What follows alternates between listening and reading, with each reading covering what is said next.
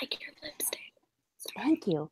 What a positive message to start this scene on. Welcome to another scene for Suburban Apples. Today's scene takes place in Brig and Fowl, where a very, very upset Fern Thing is crossing her yard over to Miss Mason's home with her daughter trailing behind her.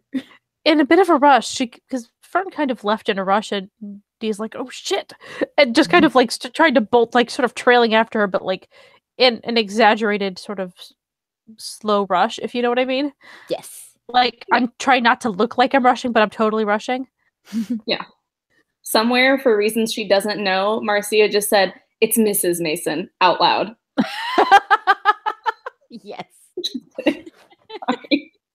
And there will be a knock at the door. What day is it? This is important. What day is it and what time? The day after Patrick was cured. Okay. And it'll probably be like first thing in the morning. Actually, no, it'll probably be it'll probably be early. Like first thing. She's an early riser, so before Dee goes to school. Okay, so it's like a weekday? Yeah. Okay. She knocks at the door. There is no answer. Mason! Okay. Okay, so as the knocking gets progressively louder and more shrill,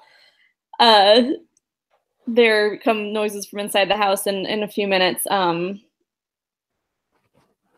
Marcia, who has her hair in like a carefully articulated messy bun, you know what I'm talking about, with one of those like big satin headband sort of things, answers the door, and she's in like a kimono style robe, and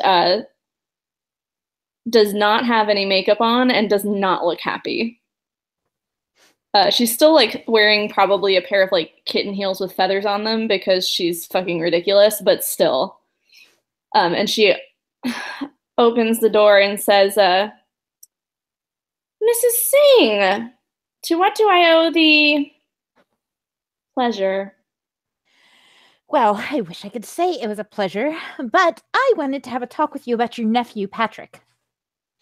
And it's at this point that Dee sort of, there's like a swoosh of air. She like bolts up there, finally catching up with her mom. I'm sorry, my nephew, Patrick. Yes, the little red-headed boy, green eyes, bears more than a passing resemblance to you.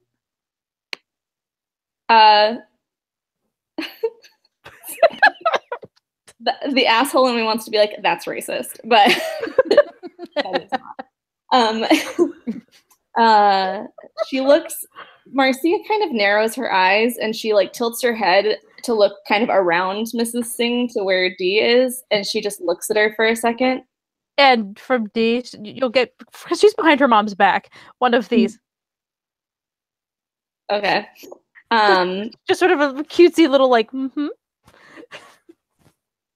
And so she turns back and she like gives this like bright grin, and she said, she's kind of clearly like still grumpy about being woken up, but she says, "I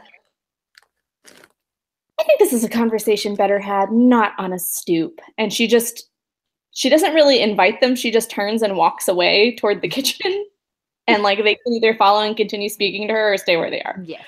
She'll walk in. Okay. I just want to make sure he's doing well. After all, he was at my home for the past, night and a half, I suppose. And he was very upset. And he told me that that he had no family in the area, and outright denied that you were related to him. And then I find out not only is he related to you, he's your nephew. What What, pray tell, is going on in this home that this poor, darling, innocent child would feel the need to lie about his aunt living right next door to me? I mean, Marcia is making herself a drink, like a beverage, not like a necessarily an alcoholic drink, although she probably does try to slyly knock a measure or two of something in there.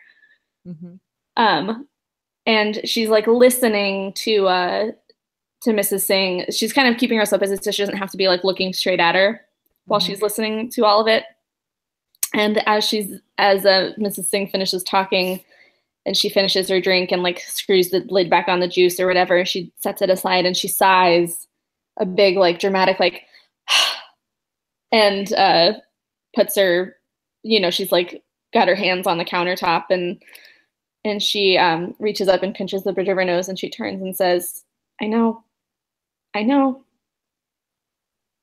He's having so much trouble adjusting and, I'm trying, but things with my sister were difficult for him.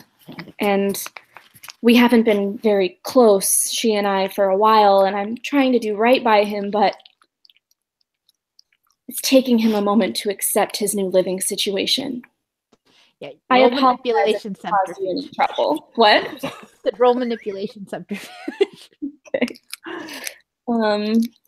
Yeah, while you're doing that, Dee's just gonna sort of peep in there with I told Mom that that you guys had gotten into a fight and stuff, but hold on, I need to find out. I need to figure out how to open the Discord. Hold on a second. Open. Yeah. Can I roll performance instead of subterfuge? Definitely. I don't have any subterfuge. That's fine. Performance works. Because it was pretty good. Yeah, she just. I told Mom about that fight that you guys had, and that he just needed some time. Did I not do it right? Let me see. Oh, no, I didn't. Okay. Here we go. Probably wise for me to be looking at it as well. Very good. Yes. Oh my gosh. As you're telling her this, Miss Mason starts to get a little choked up. Or not Miss Mason, Miss Singh. Just like, oh my God. And Marcia really starts laying it on a little bit and she says, what's my husband's name? Sorry. I think you said Todd. Oh, okay. And Todd. Chad. Chad? Is it Chad? No. She says, Todd and I he's so busy all the time and I never thought that I would be a parent, and I'm sure you, of all people, understand how hard it is.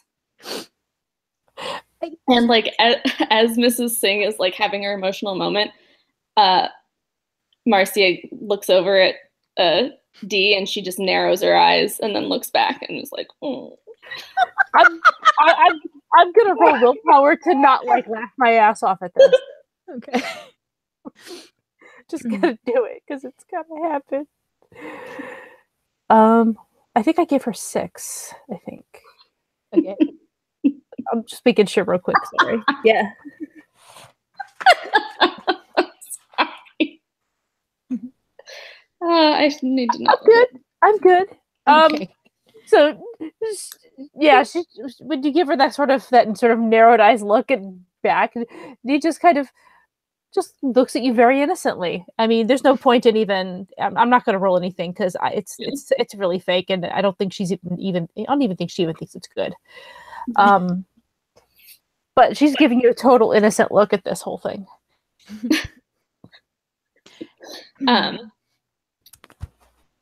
And Marcia kind of continues on, and she's like, he's been a bit of a troubled boy, but your Dee has done such an excellent job of looking after him, she says, and she looks over at Dee again.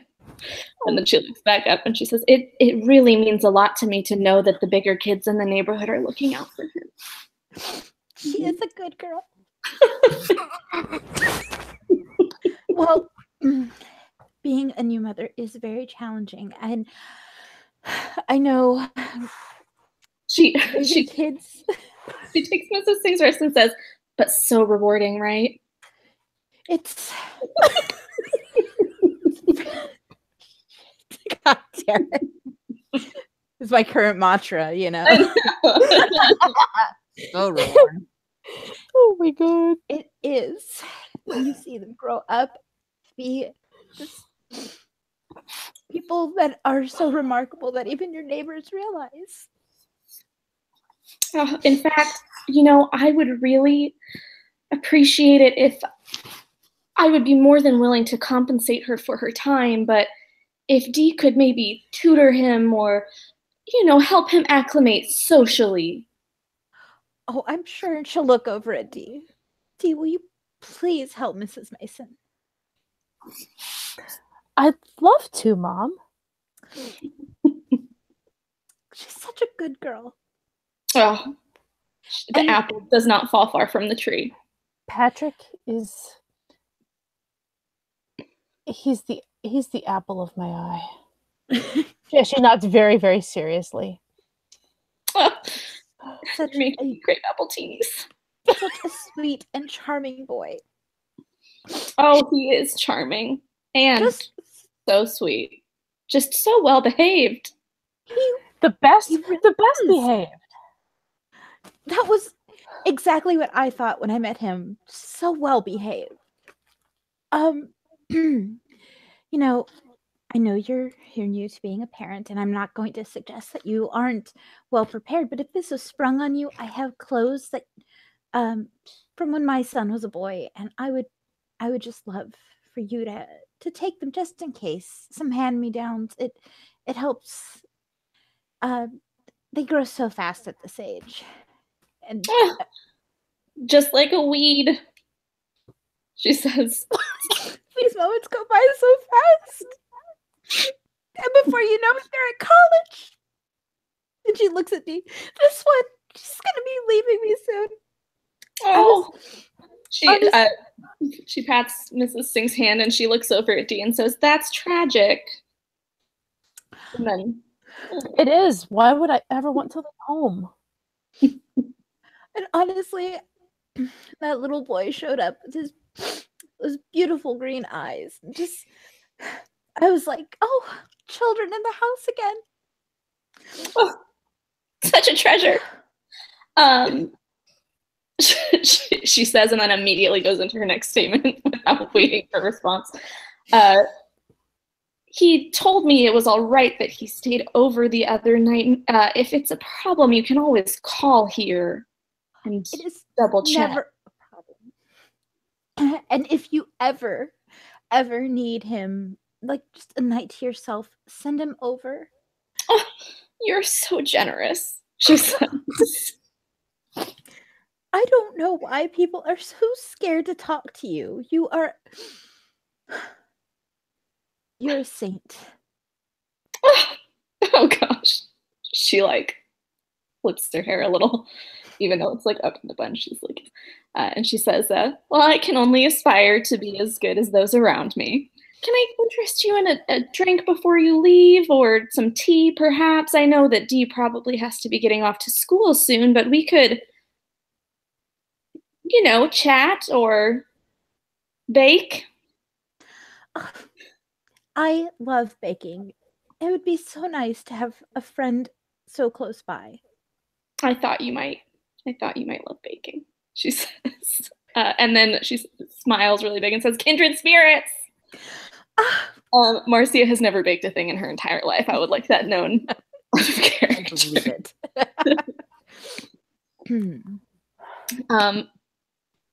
So she kind of does the like casual, you know, arm around the shoulder turn sort of thing, and is like, I do apologize for all the trouble. I hope this has assuaged some of your fears. I'm so sorry that I made you wait until this dreadful hour of the morning. I would have settled this all last night if it had come up at the time. I apologize. No, I should have called ahead. I was in such I was in such an emotional state. As soon as I woke up, I stormed over and I told myself, wait for a reasonable hour. Just calm down. But you know how it is. Emotions get the best of you when it comes to children. Oh, they do, Marcia says. They really do. She kind of glares into the distance.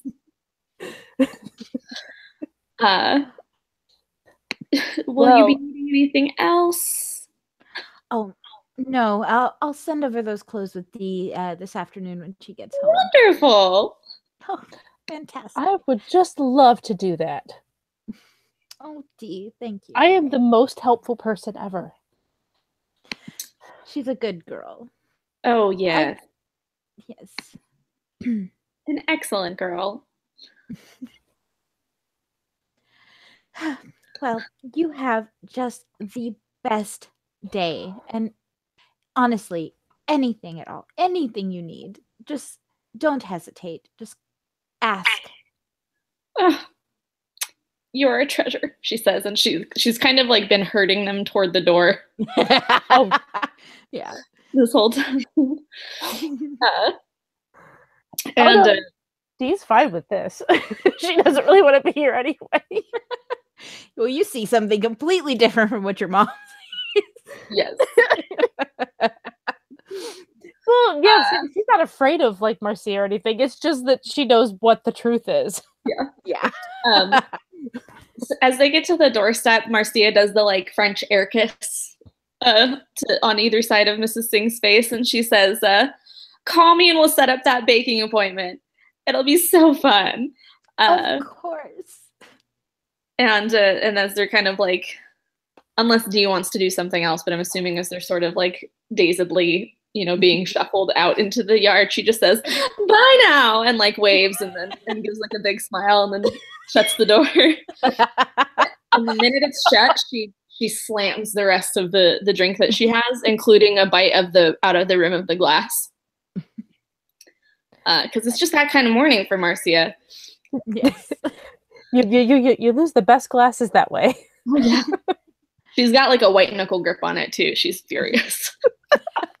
Oh, Dee, she was just the sweetest lady.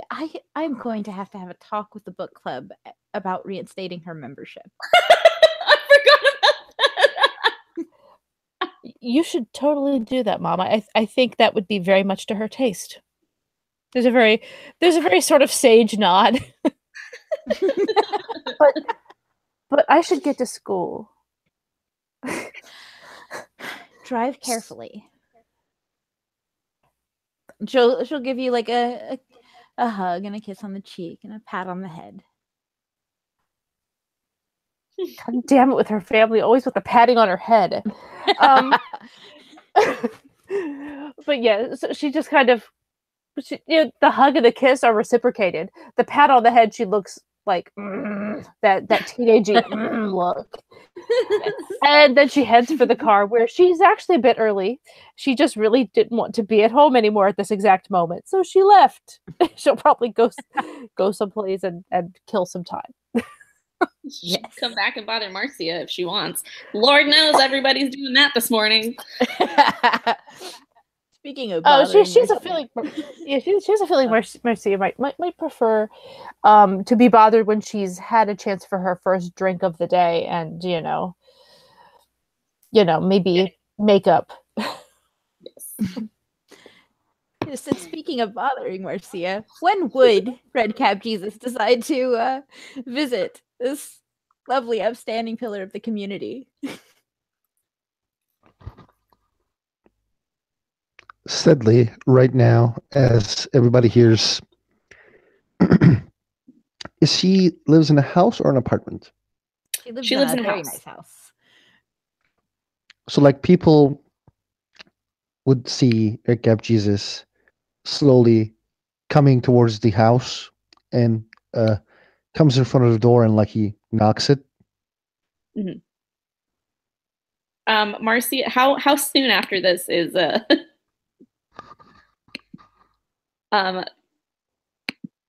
So Yeah, Marcia is making herself another drink. She's in the kitchen.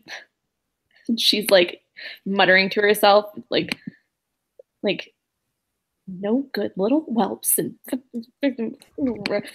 as she's pouring, and she hears a knock, and she goes, again, and like gets herself in the zone, and she's assuming that it's probably Mrs. Singh coming back because fucking who else would be at the door? And she opens it and she says, "Did you Oh my god!" And she starts to just close the door again. He immediately like puts his leg. We need to talk. I am certain you and I could have nothing in common of which to speak, she says, and tries, bye now, and tries to like close the door again. He is like putting his leg again, like, the red caps are dying. There's someone going after red caps. Marcia pauses for a second, and then she's like, whatever, just come in and don't touch anything. And she goes through to the kitchen. He comes in. And continues making her own drink. She does not offer one this time. But she says, killing redcaps, that is a lofty assumption.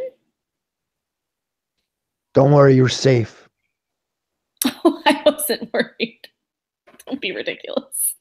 Marcia says, who do you think is trying to kill redcaps? And why? 3 of us died. Why? Who? Like, okay. Like, You know, street redcaps? there's a term called street redcaps. I don't know what. I'm certain I don't know what you prefer to refer to yourselves as. I call myself a redcap. All right. You know Jamie Moline? Do I? Yeah? Okay. Yes. Jamie Moline and Michael Render are the fellows who helped out your sister so long ago and have pestered you about once a month since then. Are they both redcaps? They are. Okay. That just for character knowledge. Yeah. And for your personal knowledge, their face claims are Killer Mike and LP. Yes. Yes. Okay. So when he says that name, she kind of like goes very still, but she's still like frozen in that weird Stepford like rictus. And she kind of twitches a little bit and she says, what about Jamie? They're bros. Maurice and 2 others died scouting this place. The wellness center. Wait, they got killed by monsters. Yes. Not Jamie, for clarification. No, not Jamie. They're 3 redcap bros. Oh, okay. Gotcha. Well, if Jamie is involved in something that got people killed, I would hardly be surprised. I don't know what you want me to do about that. I need you to help me, Patrick, and Dee. Let's try to find information. Information. Regarding the wellness center. Look, if anyone here has sway over anyone, it's Jamie over me. So I don't know what kind of good you think this is going to do digging around in some gross old medical place. I think this can do a lot of good. She's reluctantly flattered. She says, all right, well, God. She turns around and makes herself another drink. When she turns back around, she's like taking a big gulp of it, and she says, I'm nice to a kid one time, and now Everything. Just insane. Apparently, everybody thinks that I own him. That's why I live in the streets. Nobody thinks I own shit. Well, you live in the streets, so I don't expect you do. There's not a lot of room there. That's all I'm saying. Your sarcasm is noted.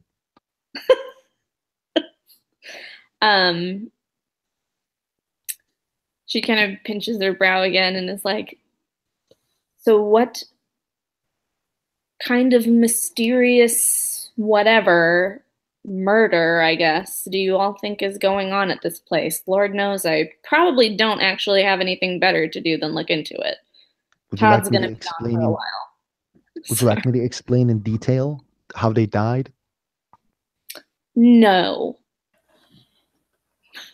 That sounds gross. Marcia says.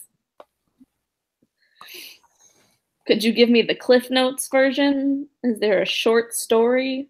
No, that sounds dumb. I'm sorry. No, you're good.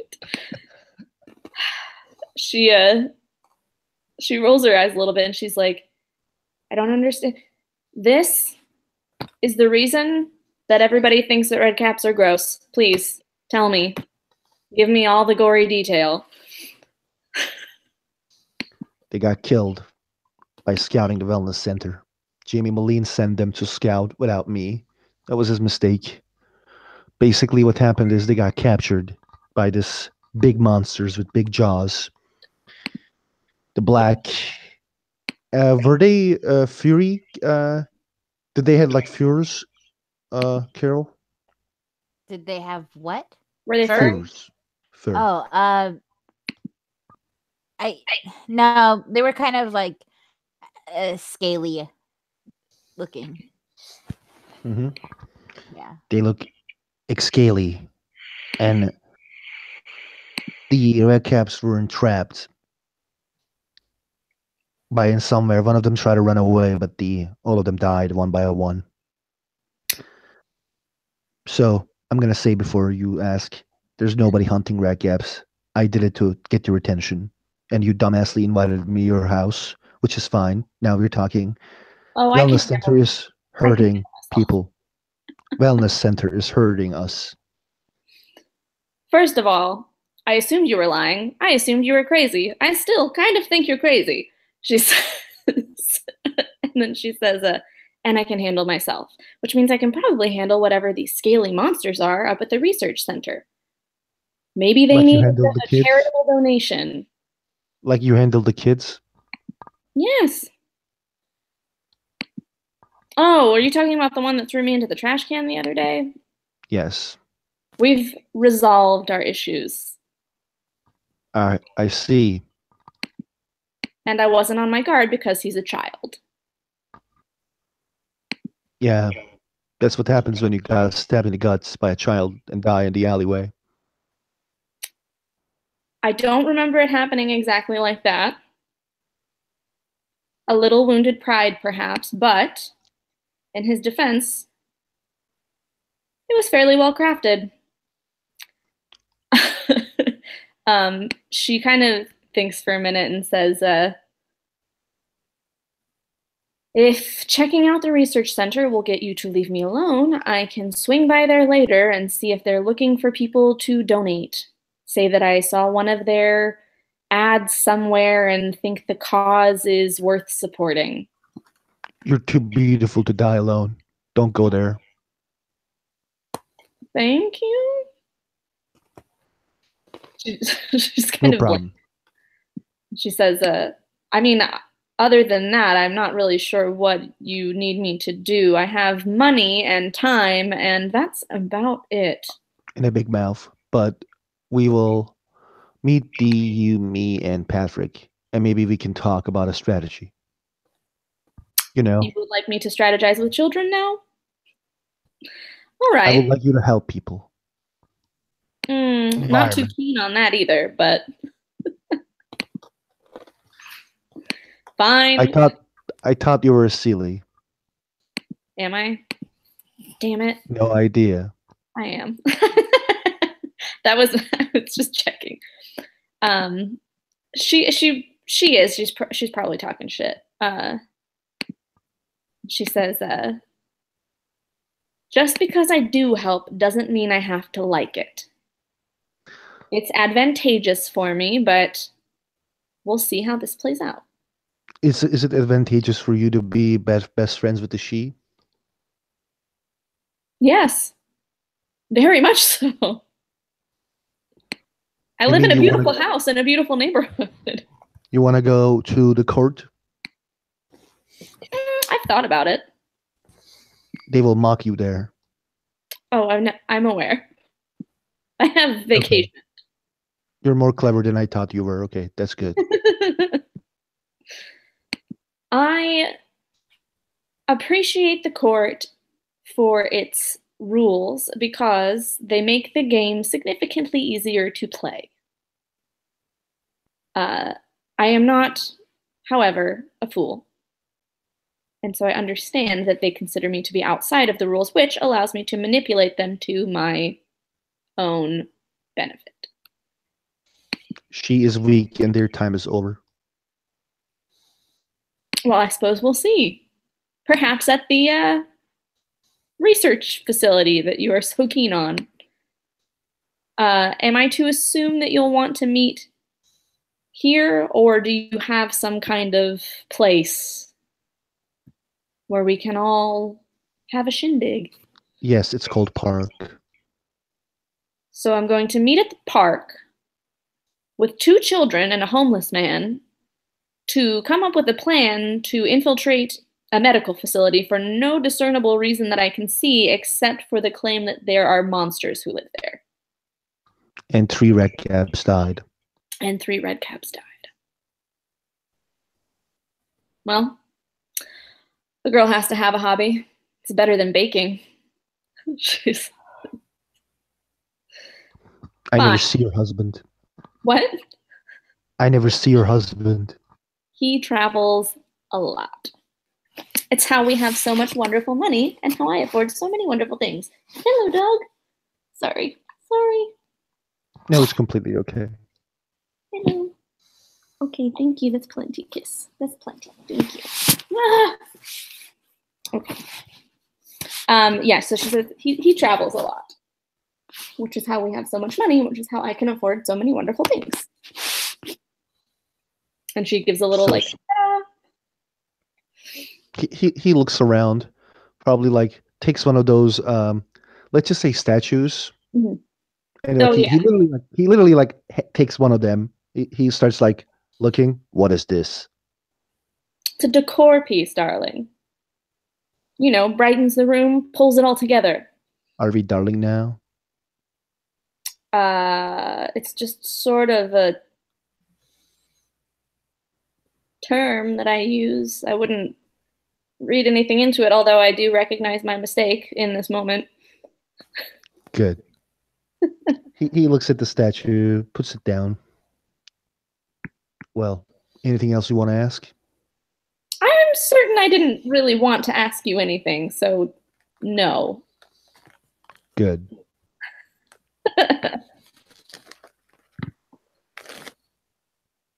Then I guess see you later. Unfortunately, probably, she agrees. and kind of gestures toward the entryway and starts walking over there. He goes, and while he goes, oh, by the way. And he slowly turns. When he did something to Patrick. I'm aware. I haven't discussed it with him yet, but the day is young. And I do so enjoy making surprise house calls, as everyone seems to have elected to give to me this morning. What is surprise house call? I'm going to have a chat with him that I don't believe he will find especially pleasant. He's a she. He does arts in his home. Yes. Be careful. Will do. She says. She does not think it would be worth explaining their friendship. You get the feeling he knows, but maybe or not. Like he saw you being friend with him. Yeah. And he turns his back and leaves. And you see he is like mumbling himself, this shithole is stupid.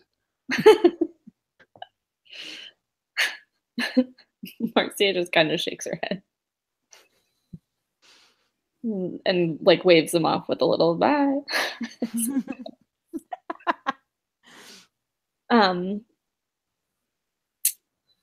And she sees him off and shuts the door, and she stands there for a second, like leaning against it, just like waiting for another knock, just expecting that there's something terrible that's going to happen and there's going to be another fucking knock at her door. And when none comes, she says aloud to the room, I think I'm gonna go buy something big and frivolous and expensive. And then she takes off upstairs to go get ready. All right. Does anybody else want to do anything else? Skip school so I could spy on her shopping as a spider? I mean, you can. I mean, Fine with it. yeah. I could, except that's very boring to watch someone shop. It It's boring is as hell. if she just shops. I It is want less to so. It is less so if she does something stupid I want that to she was meet warned not to do. I want to meet with my unseelie troll bro to get him for talk with him, if it's possible, or we can do it later. Yeah, if you don't mind later, just so I can. I just mind it so bad. Like, how dare you? Yeah. No, I you just. want What kind of information do you want to get so I can like have it at the ready? Is wellness center. Okay, you want wellness center information from a little later so I can like do some more notes on him and stuff. I have like general notes on your allies, but It's completely okay. And I will say we don't have to do this scene right now, but I would like at some point, and if Dee wants to be around snooping for it, it's totally fine. Marcia is absolutely going to go shopping, but she also, while she's out, might just swing by the wellness center to see if they do need people to make donations, because she doesn't necessarily believe that it's a bad idea. And the only way she really knows, well, the best way she knows how to talk is with money. So. Yeah, if you want to do a wellness center, I always have the wellness center well documented. If you want that, or well documented, yeah. That's fun. Yes, but because it's like a huge plot piece that I have. If you want to do that, or have that kind of stuff. I'm sorry, I don't have your troll avatar.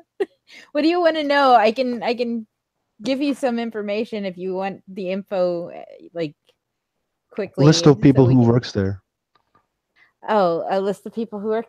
The ones I have listed, like you'll get an assortment of like RNs and doctors and stuff. The ones that will be most important because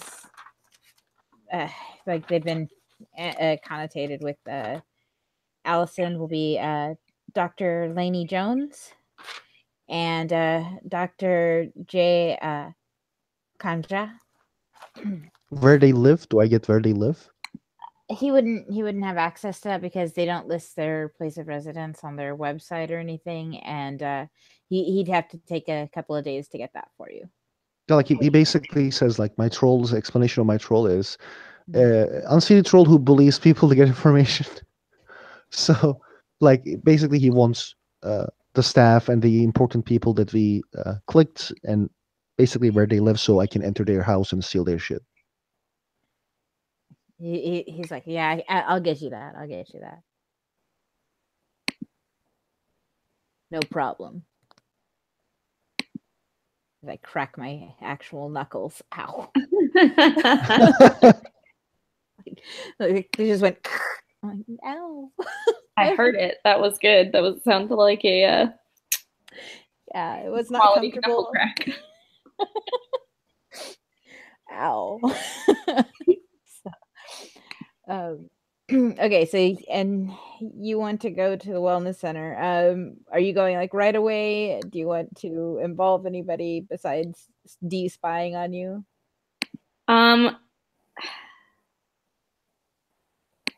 She would probably think about texting Vin, but she's mad at him right now, so she would probably elect not to. Or not necessarily mad, but like she, she's like doesn't want to unpack all the other shit at the moment. But she may not even think she's gonna go there. She's just gonna go out to do some shopping, and then if she's out already, she might as well. All right. And D, how are you? How do you propose to follow her during shopping and stuff like that? Is it going to be spider form, or are you going to try and tailor? I mean, well, she wasn't. I was kind of making a joke, to be honest. Oh, okay. I don't necessarily see how that would really. You're easily squishable when you're a spider. Yes. And if she saw me and just goes, "Oh my god, a spider," and then squish, and that's it. Aw. No, it doesn't make a whole lot of sense, if you know what I mean. Besides, she didn't. She did leave for school, so okay. We don't have to do this. We can take it offline. Okay, if you would like. Yes. Okay. Well, thank you, players, for joining the scene, and I'll see you next time. Boom, boom, boom. No, the thing about that I put on the side, it's just kind of this running joke because I mean,